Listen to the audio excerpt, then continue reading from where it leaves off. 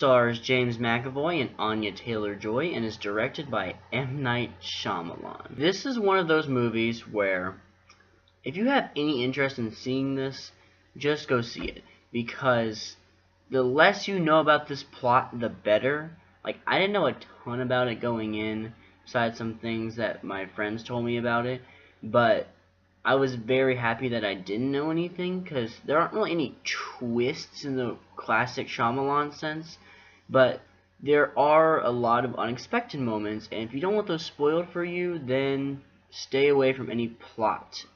Now, M. Night Shyamalan has made some fantastic films like The Sixth Sense, and has made some of the worst films I've ever watched, including The Last Airbender, which is my least favorite movie of all time because it tried to ruin my childhood.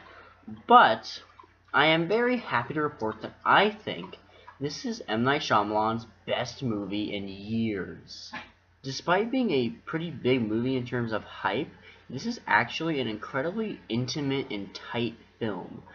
It takes place mostly in like this underground basement, and there are some scenes of James McAvoy talking to his like therapist, but in general it just all takes place in this one very small location. And this is actually where I think Shyamalan is best used, because these bigger productions of his do not really cater to his strengths, and this film does cater to his strengths. Shyamalan does a great job of this movie of just letting the plot unfurl by itself very slowly as we learn more things about the situation, and it causes for a real sense of tension. There's actual wonder, there's actual suspense, which generally in his more recent films is all just gone, but here they come back in full force. Overall, the performances are pretty good. I think James McAvoy is fantastic as this guy with multiple personality disorder, because he has to just change on a dime, and he has to make all of these feel like different people, and he does a fantastic job. I think that this is one of his best performances, really. And Anya Taylor-Joy, I think she was pretty good in this film. She does play it a little restrained, though there is a plot reason for this, and that's kind of an iffy part of the movie that I'll get into when I get to the negatives. But I think overall, once she starts to like become more outspoken toward the later part of the film, her performance really shines through. So overall, I think that she was very good, but she does seem a little distant at the beginning of the film.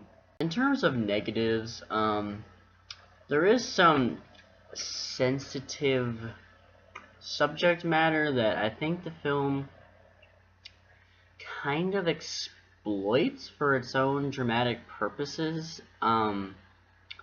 Ultimately, I don't think it comes out as that offensive, but it is a little bit questionable, and I think that the movie should be criticized for it, though personally it doesn't really offend me, but I can understand if somebody was offended by this film and didn't like it because of that reason.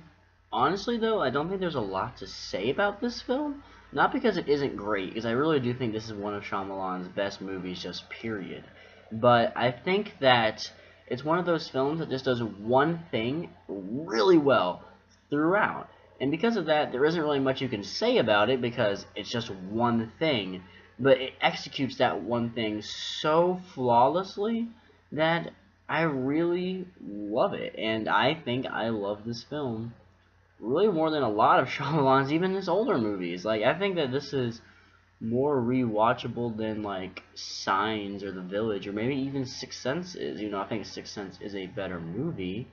This has more rewatchability to it. So honestly, I'm going to give this film an A-. I'm really enjoying it. But that's enough from me. What did you guys think of Split? Did you see it? Did you think that the subject matter was kind of iffy? Comment below. Also, like this video if you liked it, and if you want to get more great content, then just subscribe down there. Thank you all for watching, and I'll see you next time.